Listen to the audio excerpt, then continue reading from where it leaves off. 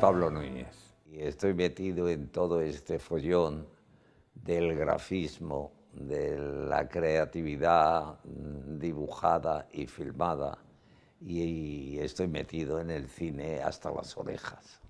Eso no tiene vuelta de hoja. Pero yo llegué al cine dando un rodeo, y digo dando un rodeo porque yo sabía que iba a ser dibujante. Donde yo me encontraba entonces, que era en un pueblo de la Castilla profunda,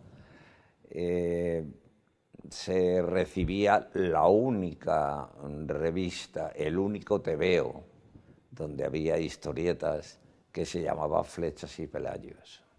Flechas y Pelayos yo estaba en zona nacional, mi familia se quedó en la zona republicana y yo me quedé con mi abuela 4 años.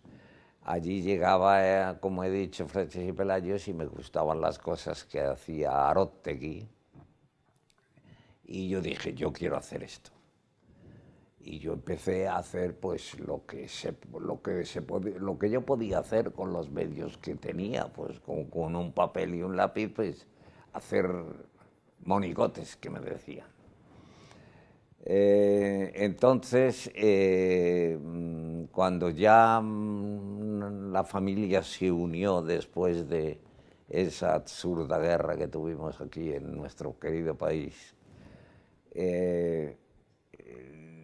yo empecé a moverme a nivel de las publicaciones que existían, que seguían siendo las mismas. Y yo iba con mi carpeta diciendo que era el mejor dibujante del mundo, claro. O sea, yo no podía decir otra cosa, porque si no, pues no funcionaba. Y ya con 14 años conseguí publicar la primera historieta.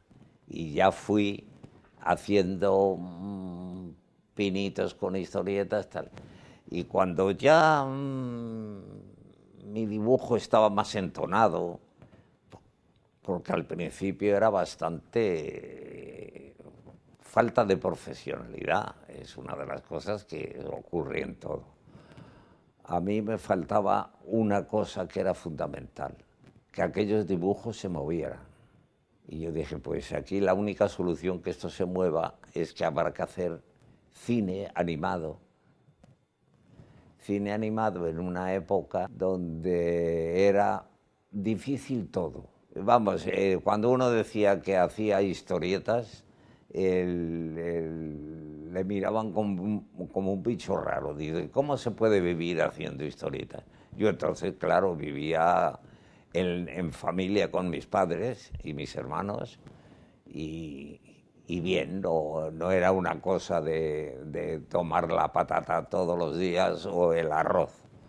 Era seguir trabajando y seguir haciendo cosas. Me metí en la Escuela de Artes y Oficios a dibujar escayolas, y mi dibujo iba cada vez cogiendo ese aire que yo quería que tenía que tener, y dije, vamos, voy a enterarme lo más que pueda de cómo se hacen los dibujos animados. Entonces, en las clases libres del Círculo de Bellas Artes, que era dibujar apuntes del natural con modelo, yo estuve yendo allí como 6 años, todas las tardes, de 7 a 10. Allí a dibujar, a dibujar, a dibujar, a dibujar. Y me decía, oye, que ponen que hay una película de no sé qué. Digo, yo tengo que seguir haciendo esto, que yo tengo que abrir camino por aquí. Fui publicando más historietas. Estando en el Círculo de Bellas Artes, dibujando, apareció un señor que dijo, ¿hay alguien que le interese ser dibujante en el Corte Inglés? Yo me apuntaba a un bombardeo. Allí estuve yo diseñando escaparates, diseñando dibujos de prensa, haciendo todo lo que había. Fue una escuela maravillosa, teniendo en cuenta que había material a troche y moche. Estando allí, apareció un día Santiago Moro Y él veía las cosas que yo hacía y dijo si quería irme con ellos a un estudio que estaban montando, que era Estudios Moro. Yo le dije que sí. Me fui por el mismo dinero que ganaba en el Corte Inglés. Yo le dije que sí, pero yo cuál digo, en los dibujos animados, ¿cuál va a ser mi labor? No, tu labor es hacer fondos y hacer decorados de dibujo animado. Bien. Digo, pero yo quiero hacer animación. Sí, sí, pues podrás hacer animación. Yo entré en Estudios Moro, me puse a trabajar, a hacer las cosas, y yo aparte me hice una animación que le dije después a Santiago, quiero ver una prueba de línea de esta animación a ver si funciona. Yo hice la prueba de línea, se filmó, la vimos, porque todo el mundo estaba en contra de que no se podía animar lo que yo dibujaba. Y sí se podía animar, porque se podía animar totalmente. Yo le decía a José Luis, todo se puede mover, pero depende cómo. Yo empecé a hacer películas ya, unos que eran guiones nuestros, pero casi siempre tal. Hacíamos el storyboard, José Luis hacía los suyos, yo hacía los míos. Nos metieron en una misma habitación, él y a mí. Él estaba en un rincón y yo en el rincón opuesto, con nuestra mesa de animación, haciendo los dibujos. Efectivamente, cuando había un plano dudoso, se hacía prueba de línea, se veía, porque la prueba de línea se filmaba en 35 milímetros. O sea, había que llevarlo al laboratorio y revelarlo, no después ya con un rotoscopio que lo veías en el acto. No, aquello tenía que tener un proceso largo, siempre eran procesos largos. Y así es como yo empecé a hacer dibujo animado, a hacer toda una serie de películas que fueron a premios y que tuvieron un éxito entonces para mí muy agradable, y creo que para Estudios Moro también. Todas las cosas que son creativas, tú dices, es que hoy no me sale nada, y efectivamente es que hay un día que tú no funcionas como tienes que funcionar. Y claro, aparecieron, recuerdo, unos técnicos maravillosos de productividad y ejecutivos que decían que teníamos que hacer tantos dibujos al día. Yo dije, esto es una milonga. Yo dije, yo no estoy de acuerdo con esto. Yo no puedo hacer 19 dibujos al día o 128, porque a lo mejor hago 128 y otro día hago 3. Yo me fui de Estudios Moro, dije, me voy a tirar un año sin hacer absolutamente nada, porque yo quería montar Storyfile. Con muchas dificultades, con poco dinero, con tal, yo conseguí montar Storyfile. Empezamos a contratar, hice el primer spot de publicidad que es, y porque hicimos muchos spots de publicidad, que es Agua de Fontenova, un pavo que se traga eso, y con el agua de Fontenova todo quedaba maravilloso. Y ya la gente vio que aquello funcionaba y empezamos a recibir encargos y encargos y encargos y encargos. Y en el año 61, que es el año que yo fundé Storyfile, se hizo en los primeros títulos de crédito con diseño mío, con eso, que era una película de José Luis Gamboa que se llama Cerrado por asesinato. A partir de ahí fui tocando productoras y me fueron encargando títulos. Títulos casi todos en dibujo animado y trucajes y inventos. Y fui entrando en las productoras, tuve mucha suerte. Yo he tenido suerte siempre, es verdad. Yo, igual que me llevo bien con la gente, me he llevado bien con mi suerte.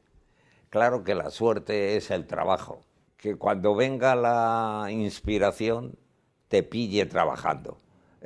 Porque debajo de un árbol tumbado, por mucho inspiración que venga, no vale absolutamente para nada. Buñuel fue al estudio con Eduardo Ducay a que hiciéramos los títulos de Tristán. Yo conocí a Buñuel, estuvimos allí hablando. Buñuel era un hombre que hablaba poco, pero muy bien, era un personaje extraordinario. Trabajé con Benito Perojo, pero tenía 70 y muchos. Era un individuo que conocía muy bien el negocio. Trabajé con directores, Luis Lucia, toda una serie de directores hay prácticamente todos. La de Campanadas a Medianoche, que era una producción de Emiliano Piedra, yo en realidad tuve un trato muy somero porque el que llevaba toda la cosa de producción era Juan Cobos, un individuo muy interesante, con el Orrieta también, y trabajamos mucho. Camus es una extraordinaria persona y un magnífico cineasta, y con Dibildos. Eso que me llamaba y decía: Pablo, ¿vas a venir a verme hoy? ¿Puedes? Sí, sí, voy. ¿Cómo quedamos? ¿A las 10:30? Yo, ¿qué decía? Oh, imposible. A las 10:30 no, no. Otro era también Alfredo Fraile, que cuando me llamaba para vernos, decía que a las 10:30 no habían puesto las calles, que a esas horas no se levantaba nadie, todo el mundo estaba durmiendo. Y con Cesario yo tengo, por ejemplo, una anécdota con él. Me llamó la secretaria, dice: señor Núñez, que don Cesario quiere que venga a verle porque le va a encargar un trabajo. Fui a verle. Don Cesario, ¿qué tal? ¿Cómo está usted? Tal. Dice: vas a hacer una cosa. Te vas a coger la bandera de Suevia Fil. Te vas a ir al Monte de la Guía, en Vigo. Te subes allí, plantas la bandera y esperas que haya un día radiante y filmas la bandera agitando para hacer la cabecera de Suevia. Yo dije: don Cesario, todo me parece maravilloso, pero voy a hablar con una persona que tiene usted aquí, que es Marciano de la Fuente, que era su jefe de producción. Y se lo dije a Marciano de la Fuente, digo: hay que llevar un grupo, hay que llevar un ventilador potente, hay que llevar un bruto de 10 kilos para que nos dé una luz. Bien, y hay que esperar a lo mejor 3 semanas. ¿Cómo lo ves? Y dijo Marciano: no lo veo. Marcó una manera, pero también hay otros títulos. Había algunos títulos que tenían ya un viso de evolución y de cambio, no hechos por nosotros, hechos por otros. Lo difícil era poder cobrar el precio que nosotros pretendíamos para hacer los títulos.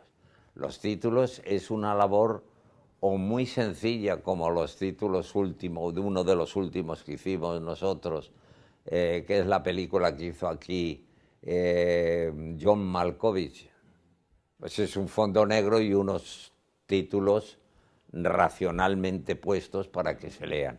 Entonces esos títulos son sencillos y poco laboriosos, pero hay otros títulos que son muy laboriosos, pero muy laboriosos, donde hay animación, hay efectos, hay recortes de papel, hay un montón de cosas, todo mezclado, que hace que los títulos tengan un porqué. Pero no se nos olvide, los títulos son la película.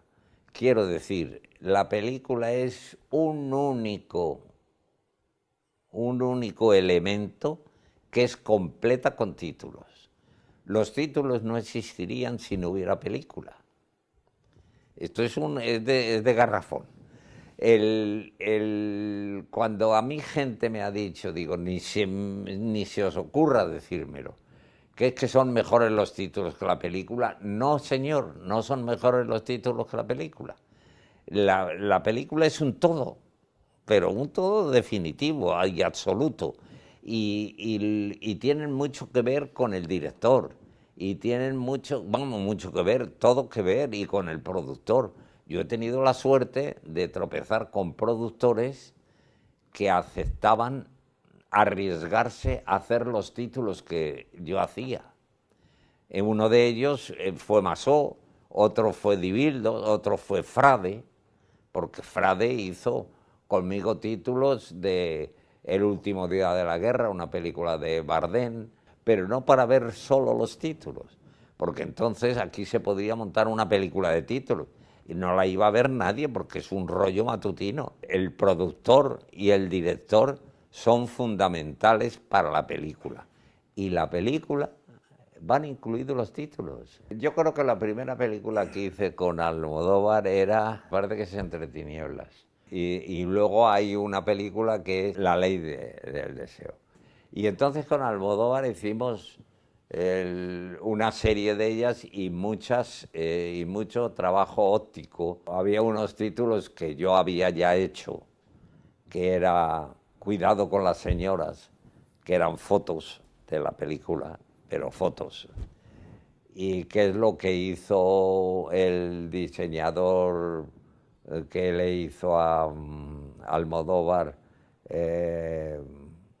Mujeres a un ataque de nervios. Tuve que no reconstruir, sino la idea que tenía, pasarla a cine, pasarla a esto. Y con Almodóvar,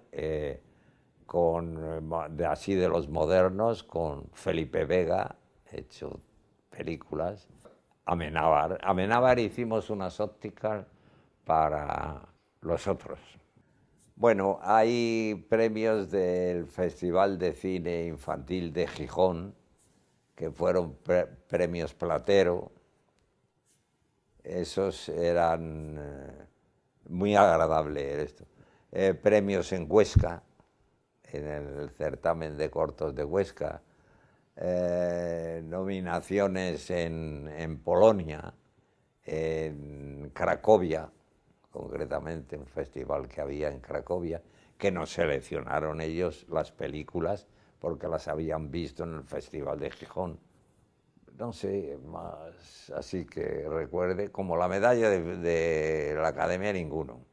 Los Plateros con mucho cariño porque además era un festival que yo iba con mis hijos o parte de mis hijos, con mi mujer, y yo en Gijón lo he pasado maravillosamente bien. Que Operación Luna ocurrió una cosa, que la cogieron para llevarla al Festival de Moscú y luego no la rechazaron, porque decían que si los malos eran los rusos. Todo porque llevaban uniformes, no rusos, uniformes muy de gorra para arriba, y entonces no se proyectó la película y me devolvieron la película y nada más. A los Goya he estado nominado yo personalmente, pero el equipo que tiene, todos tienen, mi hija tiene un Goya, el cámara de Storyfield, Carlos, tiene un Goya, y Antonio Ojeda, que ha dirigido algún corto conmigo, tiene un Goya. En esa película yo no quise figurar en los títulos. Y hay películas que yo no figuro en los títulos porque yo quería que esta gente se lanzara y se pusiera en órbita. Y yo soy de la opinión, por ejemplo, que en parte el cine ha muerto.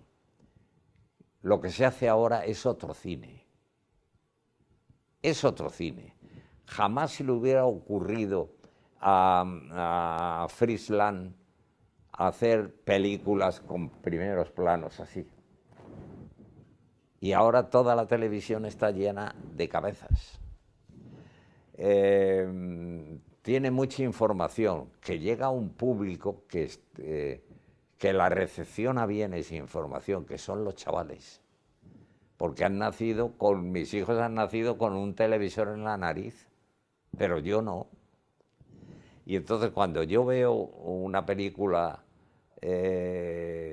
Horizontes de Grandeza, donde hay unos títulos de Saúl Bas maravillosos, que es una diligencia rodando, las patas de los caballos encadenado con la rueda, encadenado con otro, es una maravilla de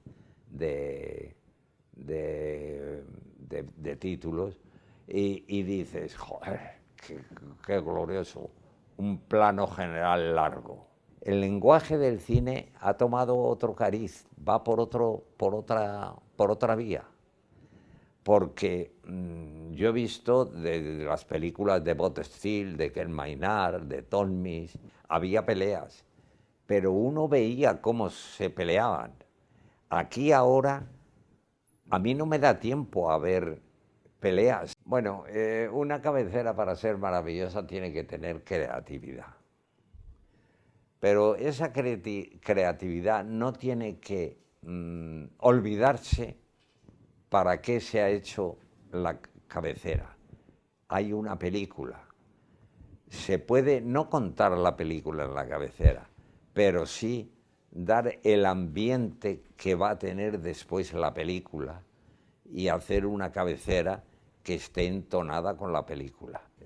Horizontes de Grandeza es una cabecera modélica, pero modélica, porque te introduce en la película. Y eso es lo que tiene la obligación que debe de tener una cabecera, que no sea una parte que no tiene nada que ver con lo que después va a pasar. Aquí forma parte del todo que yo siempre he dicho, que es esto. Nosotros no podíamos utilizar toda la artillería porque no la teníamos.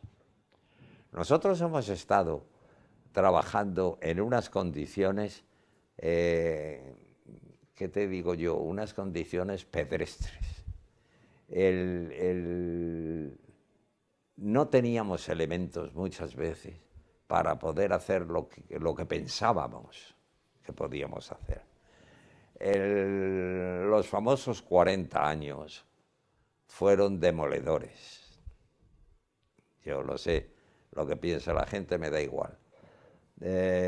Fueron demoledores, esa cerrazón que había aquí dentro, que en publicidad ya nos castrábamos antes cuando hacíamos un storyboard, para que no nos dijeran y decían, oye, ¿y este plano que cuando la chica va en la canoa, que va en bikini y tal? Allí a lo lejos se ven unas señoras que están también en bikini. Yo digo, pero ¿qué coño me cuentas a mí que eso no, la censura no pasa? Es que eran cosas ridículas. Yo he hecho la culpa que cuando las cosas no son buenas o salen mal es porque no están bien hechas y no había creatividad. Porque una cosa que es creativa lo es siempre, aunque esté equivocada la dirección en que va. Pero la creatividad no se le puede quitar, como no se le puede quitar a Plácido la creatividad de poner los carteles de las calles, y todo esto es un paso adelante. Yo tengo dos personas que han sido colaboradores míos desde que entraron en Storyfield, que entraron para chicos de hacer recados. Yo le decía, de todo lo que haces aquí, ¿qué quieres hacer tú? Dice, yo quiero hacer animación. Pues a partir de mañana te sientas en esa mesa, que es una mesa para animar con luz por debajo, y ahí empezamos a animar. El otro me dijo, yo quiero cámara, ser cámara. Y fue un tío que lo hizo muy bien. Esos han estado conmigo hasta que Storyfield en el año 7 se cerró. La Academia de Cine, que es algo fantástico que la gente ha tardado mucho en darse cuenta. La Academia de Cine, que yo soy uno de los fundadores, por llamarlo así, yo no firmé, porque entonces yo tenía mucho trabajo y yo no asistía, pero yo asistía a las primeras reuniones con Matas, con toda una serie de gente que luego firman, están en la firma de esa. Yo, la Academia de Cine, yo he vivido muy intensamente la Academia de Cine.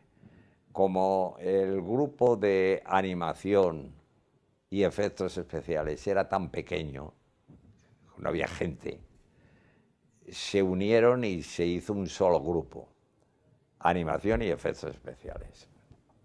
Ya luego yo lo propuse cuando hubo ya tiempo y se separaron, como debe de ser. Yo he vivido todas esas incertidumbres de no tener ni para pagar el piso.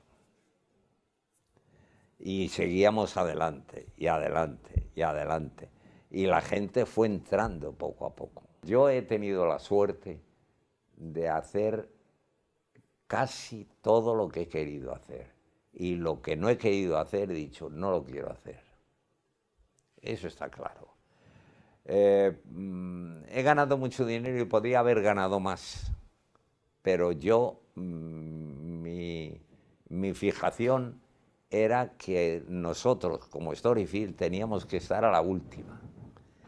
Teníamos que seguir dando la mejor calidad para luego que aceptaran el precio que nosotros pedíamos, que tampoco eran exageraciones, eran unos precios normales de acuerdo con la producción, porque ahora se hacen otras películas, pero cuando se hacían las películas Mario Camus, yo he hecho con él, yo qué sé, muchas. Esa ha sido para mí una gran suerte, el poder ir a trabajar sin dolor. Nosotros hemos hecho como unas 40 o 45 películas enteras, pasar de Super 35 a Scope. Y era hacer la película entera, tenía que pasar por la óptica en rollos de 600 metros y y pasaba la película y tal.